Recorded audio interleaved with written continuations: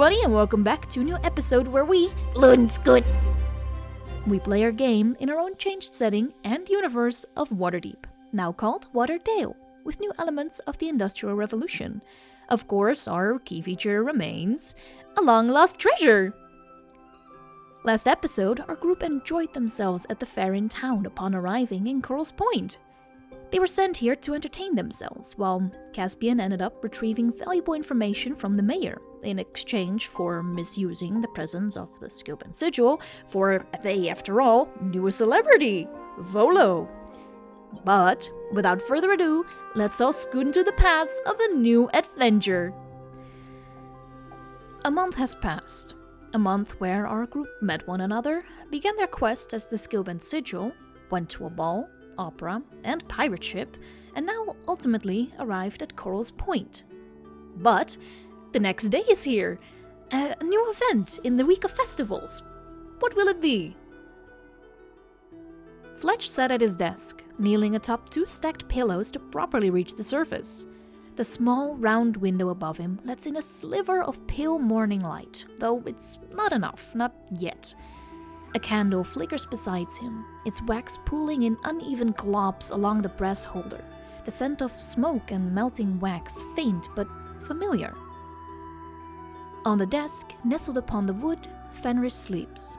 The warmth of its tiny molten form radiates outwards, his ember-like breath barely visible in the lack of light. Every so often, he shifts, and somewhere behind Fletch he can hear the faint scrabbling of Jinx's claws. Up to no good, no doubt. With a stretch of his fingers, he rolls the quill between them and presses the quill's tip to the page. The ink spreads smoothly. August. It's been quite a while since I wrote anything, so I figured I'd take the time for it again. I talked with Edmund last night at the festival. We'd been walking around, Gamaya breathing down our necks all day, and after a bit we had some time alone. We were frustrated about something. Can't quite remember what caused it. Anyway, we agreed to an alliance between the two of us, but felt that we needed some trust. He told me about his family and, well, his father, to be more specific, Richard Schulte. Quite a dangerous man with a lot of power. Admin doesn't want me to look any further into the man, however, so I will me, for now. In exchange, I gave him a name. Me real game. It felt strange to hear it again after such a long time. I trust him with it, and by the ancestor do I hope that feeling is right. One mention to the authorities and they'd have me neck. But enough of that. There's a new addition to my wee group, Fenris. He's a fire magma elemental.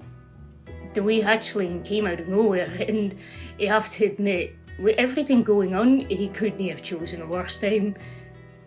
At the festival, I managed to buy a book for some information on him. Fire elementals can get extinguished, but because he's also magma, that won't happen as quickly. His skin will turn to solid obsidian if it gets wet or extinguished. Of course, it's best for him not to get wet at all, but some rain will be fine, as long as his core energy doesn't go out. But what does concern me is that he can age up to a few hundred years. He's gotta outlive me by tenfold. I gotta find a place to bring him at some point. Also, what's quite difficult is that I just can't really connect to him. Jinx is very independent, and although I feed him from time to time, he does most things on its own. Fenris is a whole other story, and then there's also the fact that I can't speak with him. Anyway, I gotta go get breakfast before Caspian throws us off the ship for whatever he's got in store. The seasickness is slowly subsiding though. Now that we're docked, so I slept a lot better tonight. But I'm still gonna look for coffee, of course. With Fletch's writing done, he stretched his arms over his head, rolling his shoulders as he glanced around the cabin. His desk was a mess of ink stains and candle wax, and Fenris had somehow managed to gnaw off yet another wick. He let out a sigh, shaking his head as he moved to tidy up. No point in leaving things a mess. Once everything was in order, he stepped out into the ship's corridor. It was around 2 now, still a couple of hours before the next event. What kind of festival even starts in the evening? Odd, but no sense in questioning it. For now, he had time to kill.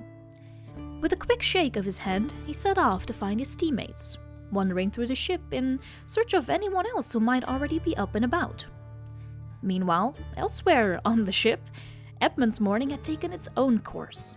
Today was for training.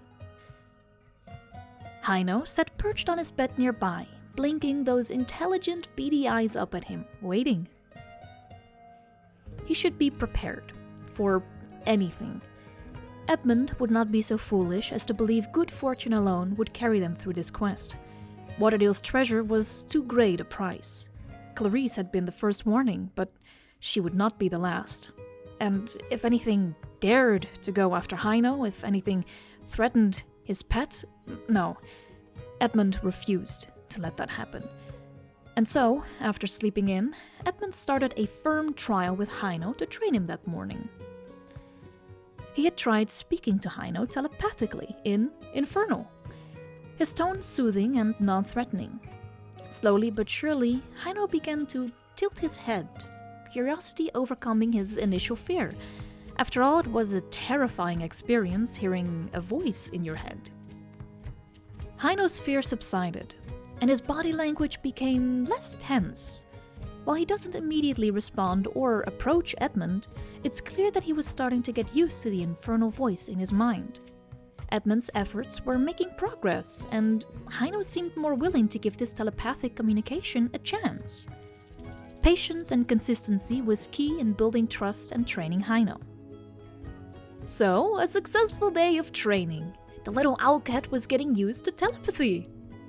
Albeit summarized, this endeavor in training Heino took away quite some hours of the day. But that was enough for now. Heino needed time to rest, and frankly, Edmund wouldn't mind clearing his head either. Communicating telepathically for hours wasn't just exhausting on his pet, it was mentally exhausting for him as well.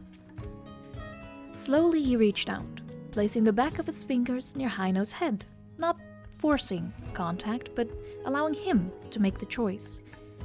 After a brief hesitation, the creature nudged his beak against him. Satisfied, Edmund gave him a slow and daring stroke over his head, then pulled away. He muttered a small, "Good work," standing up and stretching his arms. His muscles were stiff from sitting in the same position for so long. Heino let out a soft chuff before hopping over to the plush bedding Edmund had prepared for him. With a few careful adjustments of his wings, he settled down, eyes already drooping.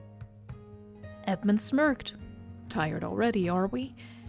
He grabbed a cloth to wipe his hands before stepping out of the bedroom, the door clicking softly shut behind him. Destination: the lounge. Meanwhile, Fletch took a stroll down the ship's dimly lit hallways, hands stuffed in his pockets, paws making a steady thonk-thonk against the wooden floorboards. He hadn't been looking for anyone in particular, just passing the time, when a familiar voice cut through the muffled sounds of conversation ahead. Laughter. Edmund? Fletch slowed his pace, tilting his head slightly as he listened in. Yep, that was definitely Edmund, his tone still carrying that ever-present arrogance, but looser than usual. Curiosity piqued, he followed the sound to the lounge, stepping through the open doorway. The space was warm and inviting, with the wide sofa lining the room, and a few lanterns casting a golden glow over the dark wooden interior. The scent of faintly burned tobacco and whatever breakfast remnants still lingered in the air gave the place a comfortable feel. And there, seated on the large sofa, was Edmund.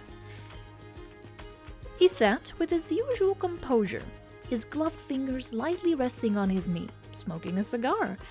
Opposite him was Hera, the golden dragonborn, as she leaned back, arms folded, smirking at something Edmund had said. Another woman from the pirate crew, one of the more timid ones if Fletch remembered right, was sitting beside her, laughing as she nudged Hera in the ribs. Fletch hesitated for a moment. Well, ain't that a sight? But he had business. Clarice had sent a letter a while back. Clearing his throat, he stepped forward, catching their attention. Oi, ladies. Mind if I steal this one away for a bit? Got some matters to discuss. Ooh, secret talk. Fine. He's all yours. Try not to miss us too much. Schulze. With that, the two walked off, leaving Fletch standing before Edmund, who now regarded him with clear curiosity and mild irritation at the interruption. Fletch simply crossed his arms. You looked awfully cozy there. Hope I didn't ruin your fun. Anyway, remember when Clarice came after you? Well, I got a letter. Clarice approached you? What did she say? And more importantly, how did you respond? She gave me the same offer she gave you. To join her. She said I could come along with you to meet her in 7 days at a tavern at 8.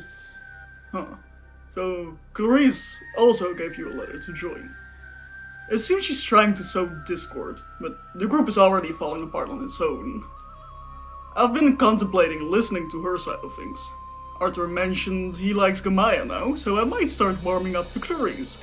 Just picture an alliance between the two factions with the most information. We could become the communication link between Caspian and Clarice, which could be incredibly beneficial to us. Maybe we can find a way to negotiate. I've honestly been thinking about meeting her too, especially with how everything is currently going. That said, you promised me a lot more information. I did, didn't I? Well, we have until the festival. Right. About that woman. Clarice? No, Gamaya. The teasing air between them shifted. Edmund leaned forward slightly, resting his elbows on his knees, his gaze distant. I mean, Clarice plays her games, but I at least understand her. I know what she's after. Gamaya, I can't tell if she's playing a game or if she's genuine, and that's dangerous. You know what devils can do? Contracts. Gamaya can make contracts, and I made her sign one. Well, charmed her into it. Huh? Well, I can cast Charm Person amongst other things. I charmed her and made her summon a contract to never harm me again, then made her sign it. If she hurts me, she practically becomes a puppet. No consciousness, just follows my orders. Ooh, that's smart. You're smart. Edmund had actually charmed Gamaya and made her sign a contract. Edmund grimaces, the encounter calling up nasty memories, the worst experience he had with her, the worst side of her. Nonetheless, his plan worked. She was, and still is, under his contract, a terrifying contract, the terms harsh and stern. Irrevocable contract of restriction and submission, composed and enacted by Edmund Schulze, sole authority and beneficiary of this binding accord. Statement of intent. I, Gamaya Berg, enter this contract as consequence of prior transgression deemed unforgivable by the contract founder. In recognition of the damage I have caused, and in pursuit of avoiding further escalation, I accept the terms herein without protest. Absolute prohibition of harm. Effective immediately upon signing, I am forbidden from inflicting any form of harm, physical, mental, emotional, spiritual, or arcane, upon Edmund Schulze. This extends to direct actions, indirect consequences, manipulative suggestions, or passive complicity. Intent does not excuse outcome. Should harm befall him as a result of my presence or influence, it shall be considered a breach. Consequence of breach. Should I violate this prohibition, willingly or not, the following shall occur without warning, trial, or delay. 1. The severance of my consciousness from my body shall be immediate and absolute. My will, resistance, and self-determination shall be cut from the vessel I inhabit. 2. My physical form shall become property of Edmund Schulze, who shall possess the authority to command, maneuver, or restrain it by whatever means he desires. 3. This control shall not expire with time, remorse, or redemption. It may only end at the sole discretion of Edmund Schulze, and no external force, divine, infernal, or mortal, may intervene. Nullification of rights. Upon breach, I relinquish all claim to bodily autonomy, all rights to protest, appeal, or renegotiate, all protections granted by pact, bloodline, or celestial designation. I shall, in effect, become a silent, living vessel, animated solely by the will of the contract holder. Enforcement and binding. This contract is self-executing and bound by intent. No third party may sever or interpret it. Any attempt to alter or void the terms shall be considered an act of aggression and treated as a breach. The signature alone enforces the seal. Signed, Gemaya Burke. Edmund Richard Schulze. It is, however, a scary thought. I mean, she loves me, or so she says. What if it's all a trick to persuade me to break the contract? Aye. Keeping her on her side shouldn't be too difficult. I just need to give her a little bit of attention, and she'll likely be putty in my hands. It should be a breeze. The obsession. My father taught her how to fight me and drilled the mission to fight me into her. I mean, being taught how to fight a man for the entirety of your life, no wonder she's delusional. I bet she lost her mind trying to fight me and now convinced herself it's love. And now that she finally has you, she doesn't want to let go. That's why she's sticking close. There's nowhere to go, not even on the ship. She's guarding you. Why is your father so set on just you anyway? Weren't you an only child? Why not get more children? No. My father is a man of culture, nothing before marriage, no bastards, all that. I'm the first son, that is a special title to him, but the biggest reason is my mother. She knows that, well, if my father has more children, there's nothing keeping him from killing me. Does that mean your mother can't have children? Because if your father is so stuck on more children, wouldn't he just... Yeah, I don't know. I don't know how my mother likes him. Because she is terrified of him, there's no way she'd defy him. I should tell you about something else though. My mother had a talent for magic, and she had always been spiritual. Some of that rubbed off on me. After meeting Gemaya, her presence helped unlock telepathy. She practically taught it to me when we were kids. It could come in handy to thwart Arthur and Averai though. Although it is a one-way communication system for me, so if the other person doesn't know telepathy, then... Wait. You can magic? You serious? I really thought... I really am the only one without it. And Gemaya taught you this? I wouldn't call myself fantastic at it though. I can perform a few tricks, telepathy is one of them, and I can charm a person for a short time. Although I haven't used that skill in a while, the target usually figures it out within an hour, so it's not really the safest bet. I've kept these abilities a secret because, you know, in case the group does turn out to be a threat, I could use them to my advantage, and well, as luck would have it, half the group is a mess. You can do more than just... Wait, you can charm people? You really? I thought you were a Maasai with being bodily non-magical. Dear answers, you've been hiding that damn well. Very smart though. I probably would have done the same in your position. Trust me, it doesn't matter how long you can charm someone, the chase is brilliant in itself. My friend, I am anything but boring. Bloody far from it. Yes, go ahead and boost my ego even more, because I'm clearly not full of myself already. Oh, you're welcome. You can get for having off. Sorry, but your mom, would you want to see her again? Whoa, subject change. I would, maybe. I haven't forgiven her for being a neglectful parent. She never stood up to me, for me, in the past. But I won't bother thinking about that. If I see her, I will see my father. How far would your father go? Can you not disown yourself? Oh no, I cannot rid myself of my title. He's got his grip on nearly every part of the world, I bet, at this point.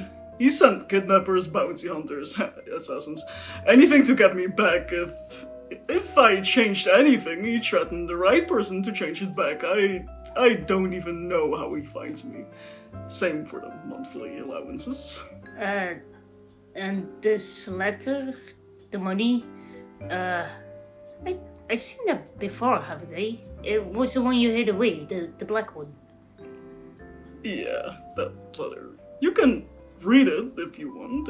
It's strange. I would like an opinion. Edmund dug in his inner breast pocket for the black envelope, having now realized he never took it out. Fletch, on the other hand, took the letter from Edmund's hand eagerly. Oh, you got a second name? Make one lucky guess. Oh. Well, it's a strange letter, that's for sure. Congratulating you for being alive. He sounds kinda disappointed, and of course, don't disgrace the game. Oh, I could never. I am the perfect son, of course. That's why I go around drinking and enjoying myself. And I always thought he more so congratulated me because he never expected me to still be alive at this point. That's why you go around the way you do, to rebel against your father. Oh, and you're starting to make a lot more sense now. I mean, I have wondered how I never knocked somebody up. I mean, it's impossible not to. I wouldn't be surprised if my dad just, makes them disappear. He's a rules man. I mean, if he's sending assassins after you, what makes you think he wouldn't want you dead, Bingo? If your father was never in the picture, would you marry, have children even, have feelings for Gamaya? I mean, you were forced, right? What if that hadn't happened? I would want children then. I don't know. I don't want to marry or have children, but if none of them mattered, no Richard, I would like someone such as the fortune teller. She was gentle, caring, and nice. Just a very passive personality. I'd like that. The fortune teller? But that's not an option. I don't believe in what ifs. This is my situation. I won't marry, I don't want children, I don't want to spend my life running all the time. Is that what you want to treasure? Yeah, I want to live on my own. No Richard, no doubt even follows me using the money he sends me. What if there's a tracking spell on it? Nevertheless, I want an easy life. 10 years, a big treasure, living the best I can, and ending it with a bang. The school's line will be wiped, no more running, I am in control of my own life, and I decide where it ends. Not my father. That does sound quite peaceful, being free. It can what it's like to run, being an assassin and all, not seeing the future. What if I send part of the money home and live? Yeah, 10 full great years, finally living. Before it turns to chaos, we end it. Join me, Fletch. 10 years, we do everything we ever dreamed of. We travel the world, we are free, and then we end it. Together. You don't have to live with the guilt, and trust me, I have done things I am not proud of. I know what it's like to feel that, you can't change or shouldn't because of what you are. It's your nature. 10 years, no guilt, nothing. We find a place for Heino, for drinks, for what was his name? The Emperor fuck. We ended. No more running. Sure. I'm in. As per routine now, a gruff pirate can be heard yelling in the background for the attention of the Skillbent Sigil. Captain Caspian requests an audience. And with that, an end to Fletch and Edmund's depressing talk. Enough of that, am I right? The two of them hurry to gather their things and leave. However, the previous call stirred a third person into action. Someone had been listening in. Gamaya had grown fond of snooping around since her guidance under Richard's command. She stood waiting outside the door, only now conjuring up a portal to remain unseen. Only 10 years to change Edmund's mind. For Edmund and Fletch, the air of this day felt different. The corridor felt heavier than usual. Fletch and Edmund followed behind the pirate who had come to fetch them, boots clunking over the ship's planks, though the hall bustled with movement. Not a single sailor met their eyes. Conversation stopped as they passed. Glances were stolen, then quickly dropped. Fletch's ear twitched. Edmund's frown deepened. Something was wrong. By the time they reached the captain's quarters, the door creaked open, and there stood Captain Caspian. Arms folded, eyes hidden beneath furrowed brows. He didn't smile. He barely nodded. The door shut behind them with a thud. Caspian looked between them, weighing his words before he spoke. There is no easy way to say this, but two of your team are missing. Averai and Arthur, they disappeared last night.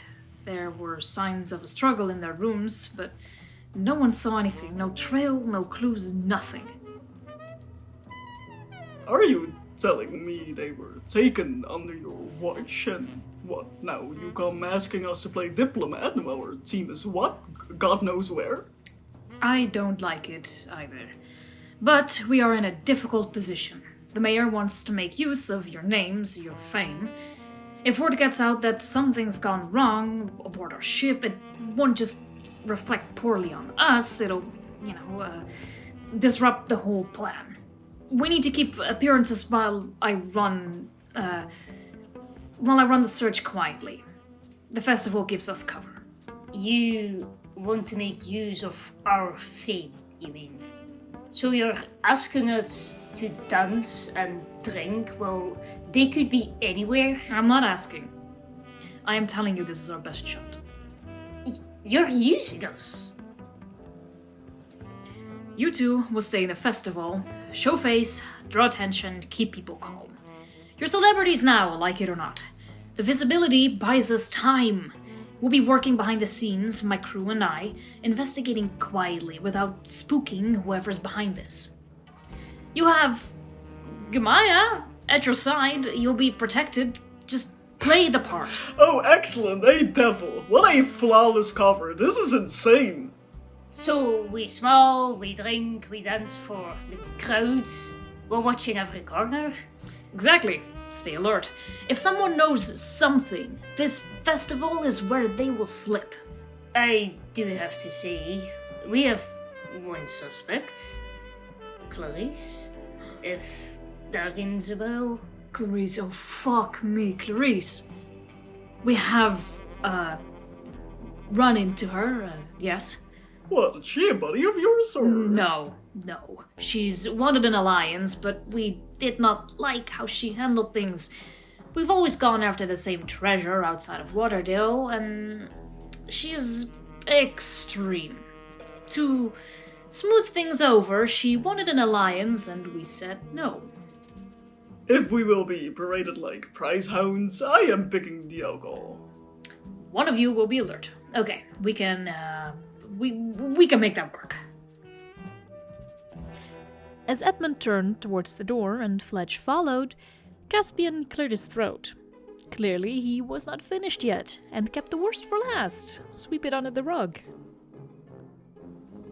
One more thing. It's a scare event, haunted houses, jump scares, that kind of thing. Meant to be fun, thrilling.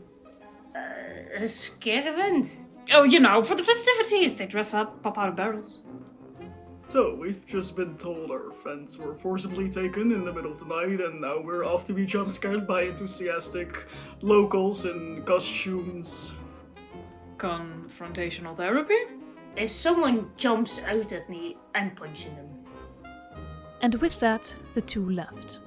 But before either could take more than a few paces into Coral's Point Harbor, footsteps followed behind. Heavier, yet unmistakable. Gamaya.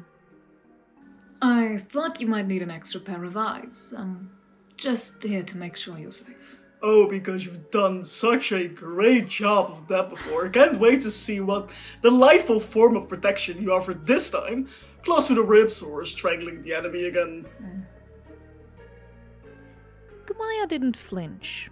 She just kept walking alongside him, that smile unwavering. Fletch gave her a side glance, but she barely acknowledged him. The trio continued on in awkward silence for a few steps, until Edmund abruptly halted, letting out a low groan as he pinched the bridge of his nose. Right, that's not how this goes anymore. Right, truce, fine. Follow along, but don't be a bore. Did I miss the part where I had a choice in inviting former enemies? You missed the part where we had a choice.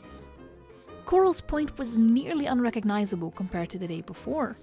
Normally a quiet fishing village with salt-worn docks and the scent of the sea, tonight it had been swallowed by the Fright Festival's eerie transformation. At the center of the town, above it all, strung between the rooftops and the skeletal limbs of bent trees, as well as what was previously the maypole, a massive kraken loomed overhead, glimmering faintly with arcane shimmer, wrapped around the now lighthouse, replacing the maypole. The stalls overflowed with eerie treats.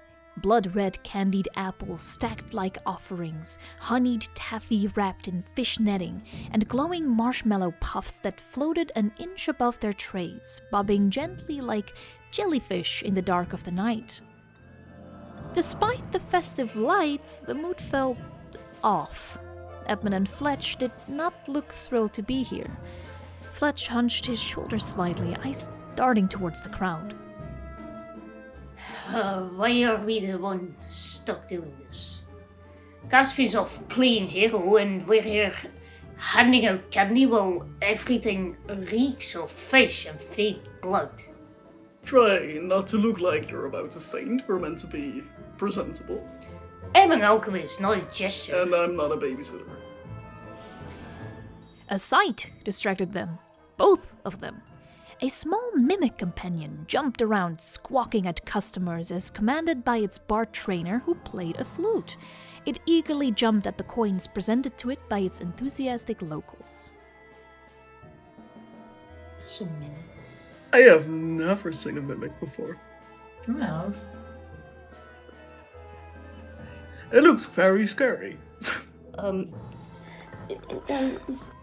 Was a mimic need very dangerous? Yeah, it's a monster. Hey, Anything's a monster if you leave it to its own devices, But I still. suppose. I mean, this one looks pretty well trained. I think any creature here could be dangerous. they could all turn out very differently in different situations. So yeah, they look scary, but doesn't mean they are scary. You can't judge a I'm book by its just cover. not used to seeing all these creatures. No, That's And fair. knowing the stories about them. That's fair, but exactly that. Mhm. You ken the stories that go around, especially with creatures like mimics, just that they're sort of one of the most dangerous things, and And are very human or humanoid focused with their Aye. diet. and now it's just dancing around the playing music. That's A bit scary. yeah. well, to be fair, there's tales about a lot of the creatures here. Aye. It's so a bit scary. Yeah.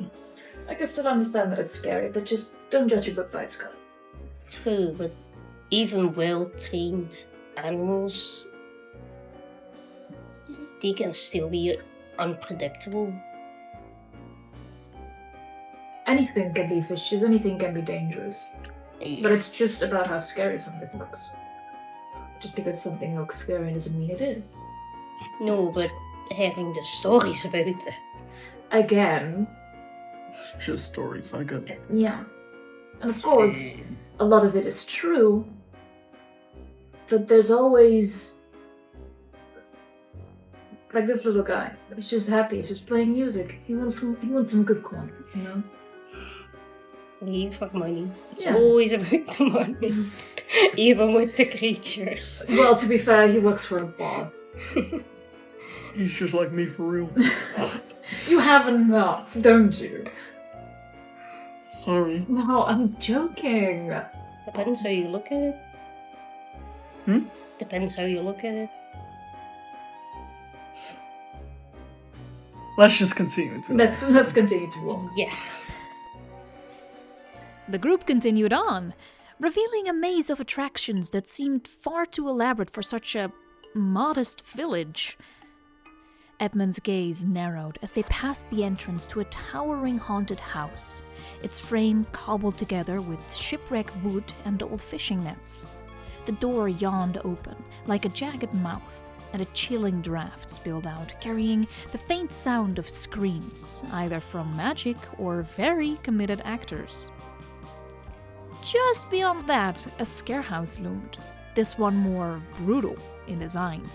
Crimson paint was smeared across the windows in handprints, and masked figures waited in the gloom with glares and rusted props.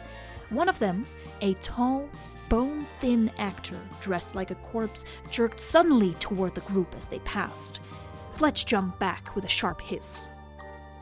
There was even something called a scare zone, an open area filled with smoke and faint music. Here, actors roamed free to scare any poor soul passing by. All the shouting in the background. Hey. Such fun. They're happy shows, right? Just as Fletch muttered another curse under his breath, and Edmund began debating whether to turn back, a deep, resonant toll echoed through Coral's Point. It came from a bell hanging from the nets attached to the lighthouse, which had been a maypole only yesterday, now wrapped in seaweed garlands. The toll repeated again, louder. Then, without warning, everything changed. A rush of motion swept through the plaza as dozens of performers vanished into alleyways, trapdoors, or behind stage curtains. Even the candy stalls were left deserted. New figures began to emerge slowly, as if they didn't walk so much as glide. These were not the playful performers of the daytime, no cheerful witches or goofy sea monsters. These were something else entirely. Fletch took a half step back, as if under adrenaline to flee. They're actors, right? This is all fake, just part of the show. Everywhere now, the town had been repopulated. The daylight actors were gone, replaced by new grotesque versions, each more elaborate than the last. A man with a lantern for a head, its light flickering like fire trapped inside a skull. A seamstress with bloody threads, dragging a puppet made from stitched-together dolls that wept tears. A pair of identical plague doctors walked in perfect sync, their beaked masks hiding whispers neither Edmund nor Fletch could make out. Some were obviously fake, costumes, makeup, illusion magic, but others weren't so certain.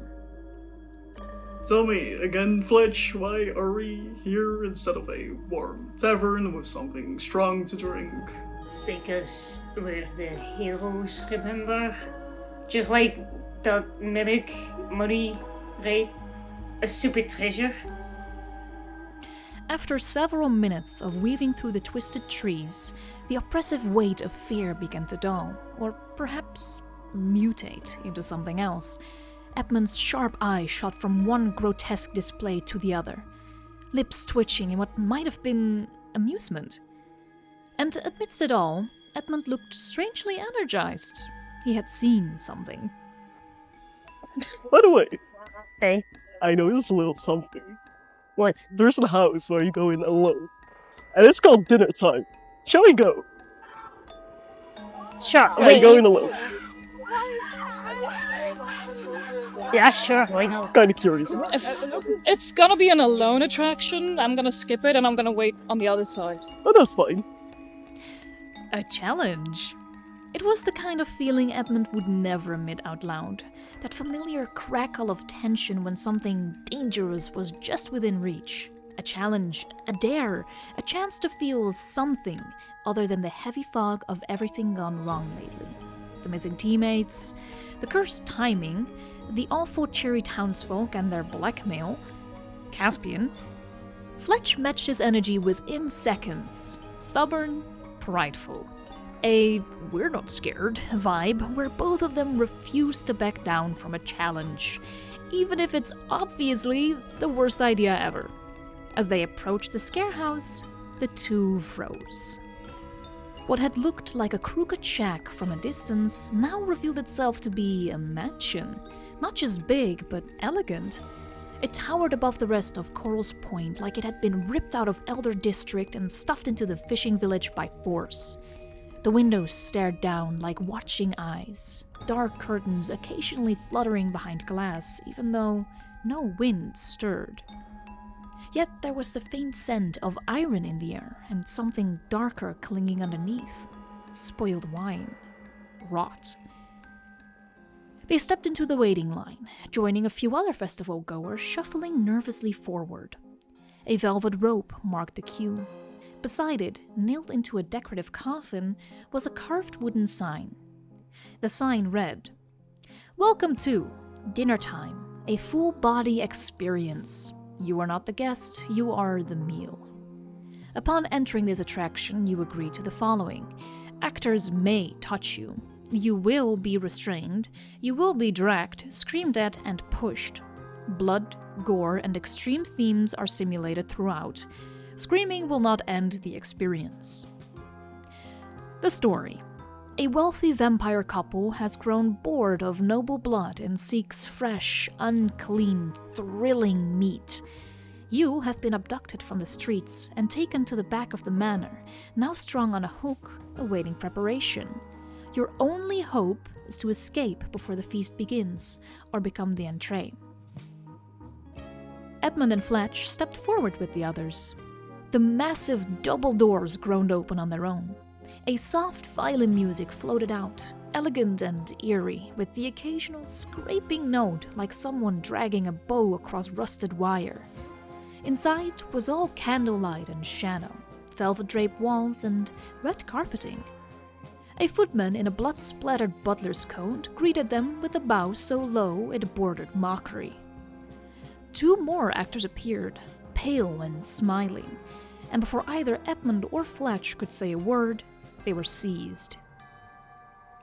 The last thing they saw before the door slammed shut behind them was the sign over the next archway. Butcher's Room.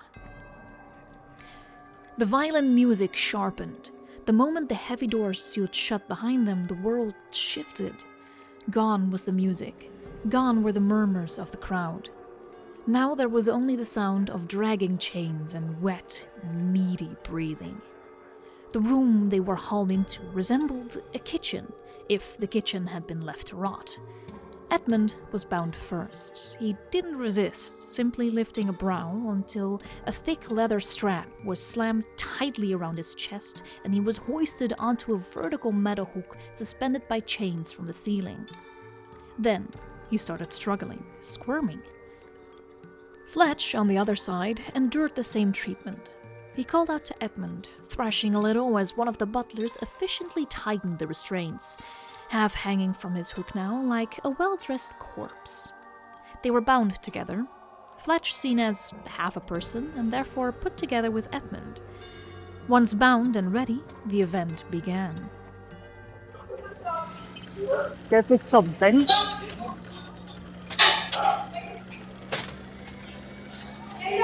Oh my god, what the fuck?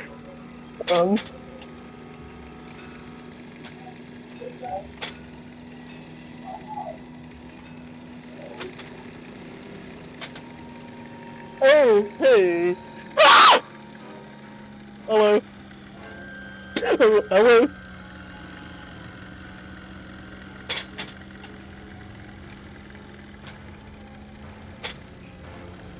Oh, fuck! Oh.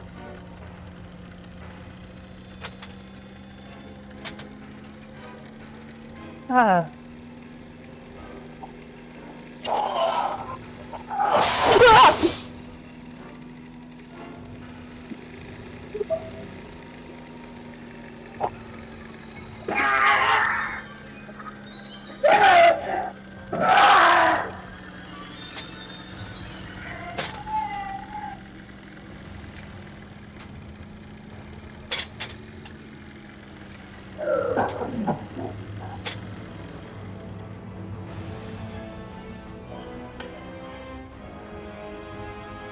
A smaller side door bursts open with a squeal of rusted hinges. A girl, no, a victim, stumbled inside, clutching a blood-smeared bucket to her chest. Her hair was tangled, her apron shredded, and there was blood drying across her cheeks like claw marks. She looked terrified and real, too real. She dashed towards Edmund without a word, setting the bucket down with a loud slosh before removing his restraints. Edmund blinked, stunned for just a moment. Shh! They're coming! Fast! Down the tube, now! With the leather straps falling away, Edmund dropped from the meat hook down a narrow metal chute. The door across the room rattled violently, hinges buckling, wood splintering under the weight of what pressed against it. Groaning, snarling, hungry voices. The girl spun toward Fletch, but there wasn't time. The vampires were almost inside. So, thinking fast, she grabbed the bucket she'd carried in, filled to the brim with pig's blood, warm and glistening, and hurled it over Fletch. Thick, cold, sticky. It ran down Fletch's neck, into his shirt, into his mouth. His eyes flew wide as he thrashed, gagging on nothing, the smell of it triggering something deep and primal. He couldn't breathe. He couldn't think. The girl had vanished before he could speak. The ride continued and Fletch hung there, alone, trembling. The blood clung to him like a second skin. It stuck between his fingers, in his eyelashes, behind his ears. No matter how hard he tried to shift away, it was everywhere. His breath hitched, over and over again. Red, blood, corpses. A room that smelled like death. He was safe, but he didn't feel safe. And then he fell. Once outside, under the open sky and the cool breath of night, the nightmare should have ended. Fletcher's eyes were locked onto his hands, sticky, stained, trembling. The blood was fake, gone, washed away by the open air or smeared away in the frantic crawl through the chute, and yet, for the first moments outside, Fletch couldn't stop staring. Still there, his blood that had once mattered, names that had once belonged to people. He saw a face, a memory, a sound. He'd seen too much, done too much. But there was no time to waste, not really. They were already walking to the next scare house. Most of the blood was erased by now, swept away by the scent of roses, a magic spell, arcane and brimming with energy. The spell was cast by Gamaya to clean the group of filth. I don't like how quiet it is. Yeah. The cricket's even chirping. Would you want me to go up front, considering it's a vermin situation? I mean, you're quite a bit taller compared to Fletch. Yeah. There's not really much, protecting me when you're just not. I'll be tall enough. They had taken their spots in the waiting line. The line in front of them was getting shorter and shorter as people vanished inside of that new house. They did what they could to pass the time, making up conversations. Perhaps they chatted so much just to fill the silence, to have a sound in the midst of all the crickets, or the eerie silence and absence of a crowd. And then it was time. Their turn. The next house. As Edmund and Fletch approach the next house, the atmosphere shifts from theatrical fun to industrial decay. The facade looks like an abandoned lab facility, partially caved in and run down with rust. Tall chain-link fences, broken hazard signs, and flickering floodlights bathe the front in a harsh, sterile glow. Yellow "Police line, do not cross" tape flutters limply in the breeze, strung between charred posts. A massive burn mark scorches one section of the wall, the stone around it cracked and blackened. You can still smell the ash and something chemical. Just outside the entrance, bolted to a crooked iron post, is the official-looking investigative sign with peeling corners and a thin smear of red on one side. The text reads, "Scarehouse, Containment Breach. A solo or team investigative horror mission. You are part of an off-the-record investigative team. Your mission: enter the scene, recover any surviving footage or notes, identify the remains. A rogue scientist operating independently under the guise of private research, tempered with mutagenic substances sourced from unverified materials. His intent: biological enhancement. His result: catastrophe. Reports claim the lab floor gave out. Liquid contamination reached the lower levels. Security cameras cut out. The facility was never recovered. The official statement says it was an unfortunate explosion. You were not given that statement. Warning: contaminant exposure may trigger hallucinations, paranoia, or symptoms of transformation. Do not trust what you see. Do not touch the fluids. Do not separate from your team. All findings are confidential. There is no help coming. Led by so-called higher-ups, actors, Edmund, Fletch, and Gamaya are brought inside of the building and are moved down immediately. An elevator. As the group enters the elevator, they are greeted by a tall, composed woman wearing a lab coat over a tactical vest. Her ID badge reads, Dr. Averai Voss, Incident Response Lead Analyst. She greets the party with a chipped nod, arms crossing behind her back. Her voice is cool and smooth, rehearsed like she's given this briefing a dozen times. You are the third team we've sent in. The others didn't make it far. You'll be different, I hope? As the elevator starts descending, the dull hum of machinery envelops them. Fletch jolts. Edmund clicks his tongue, arms folded tightly. Dr. Voss continues. Your primary focus is environmental analysis and information recovery. We need the experiment's data, and if possible, a visual confirmation of the failed test chamber. If you see anything moving, log it. Don't engage unless necessary. The mutations are unstable. Alright, gear up. Welcome to level 6. Without a word, Dr. Voss opens a nearby storage compartment. Inside are waterproof leather overalls, thick and heavy, folded neatly in layers. The yellow leather gleams faintly under the red emergency light, and the texture has an almost industrial shine, built to withstand harsh environments. As the woman hands out the heavy leather overalls, Edmund's face contorts in disgust. Dirty. His fingers hesitate over the suit, eyes flicking from the thick, oily material to his own clean hands. Every fold of leather looks like a new breeding ground for bacteria, and the idea of strapping this suit onto his body, especially in a place like this, makes his skin crawl. Wait, why do we need these? What exactly are we going into?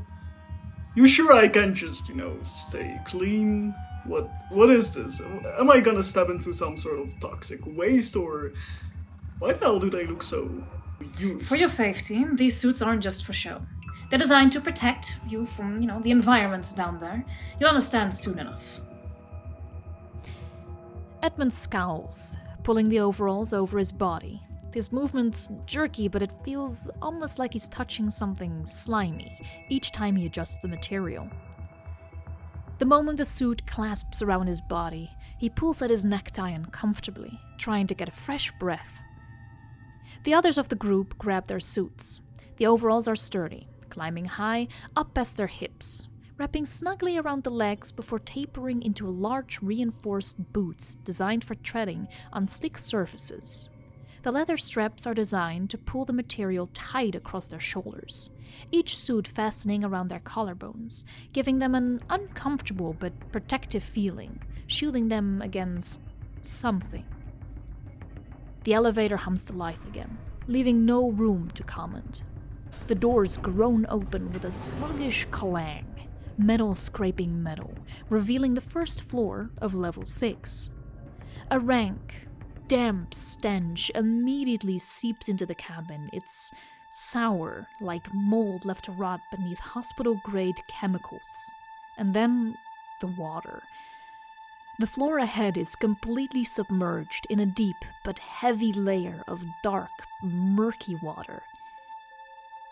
It laps against the elevator threshold, waist deep, but with every sign that it used to be higher. Bits of torn paper, surgical gloves, and tubing float lazily in it like bloated jellyfish. Edmund stares. His wide-eyed gaze is locked on the grimy water, and you can practically see the thousands of microscopic horrors flashing through his mind. Contaminants, bodily fluids, mutated waste, fungal spores. His stomach drops, his jaw tenses. He takes one step back into the elevator and says absolutely nothing for a long second. Then... You've got to be kidding me. If you stay in the elevator, you'll be trapped. If you go forward, you might live. Edmund, you'll be fine. I have my cleaning spell the second we get out. Edmund mutters something under his breath, possibly in Infernal. He doesn't want to do it. Every fiber in his being screaming him no. The suit clings tighter now, suffocating. The necktie around his neck suddenly too high, the boots too damp. Just looking at the water feels like it's crawling up his spine. He takes one single trembling step forward, and the moment his boot splashes into freezing liquid... I hate this, I hate this, I hate this, I hate... The group steps out into the flooded hallway, the thick slosh of their bodies through the water echoing off concrete walls lined with rusted pipes and flickering overhead lights. Edmund walks with visible tension, his back rigid, his arms held near his sides like he's afraid of brushing against something.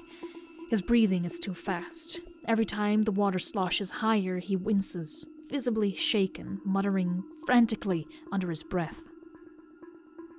I can't do this. I can't do this. Edmund, you're doing fine. Look, you've already come this far. You're still here, even if you're scared. That's more than most would manage. Don't patronize me. Wouldn't dream of it. Suddenly, the ticking of an unstable light bulb catches everyone's attention. The light flickers.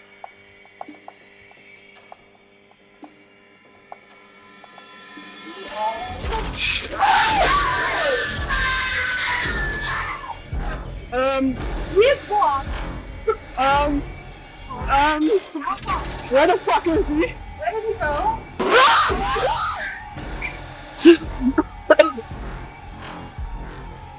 I don't think these are rats.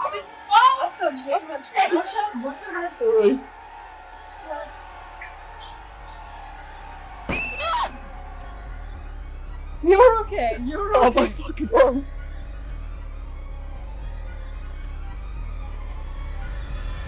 Yeah, I want to get out. I really want to. The party escaped and survived the containment breach experience. Fletch came out grumpy for being soaked. Edmund was pale, trembling, eyes big, and Gamaya only seemed to keep an eye on Edmund. Edmund, are you alright? No, I feel disgusted. It's as though something is still clinging to me. Was it the blood? The scares? No, it wasn't what it was. It was how much of it there was. The filth, it was everywhere. I am germophobic or misophobic. You're frightened of dirt? Yes, that's what the literal word stands for, yes. How well said. Well, it's good to know. I wouldn't have let you near the place if I'd known it upset you this badly. I used a cleaning charm on you when we stepped out. Did it help? I mean, it's probably mostly in your head, right? Yeah, sadly, I'm going home. I intend to bathe until my skin is red and fall asleep before the hour turns. Hey, that sounds good. Enough is enough. Just like that, the party wrapped up the evening. The festival would continue in full swing, but Edmund and Fletch have had enough. They are done. First, there are 2 missing teammates. Now, these downright traumatizing experiences. It was enough. And with that, I think that's it. Thank you for listening to our episode of Loot and Scoot, with many more to follow. Next episode, Edmund and Fletch will try to take it easy. The plan is to stay at the boat. For now, catch their breaths. Maybe get to know one another better. But for now, we've bothered you enough. Bye-bye. Laters. Adios.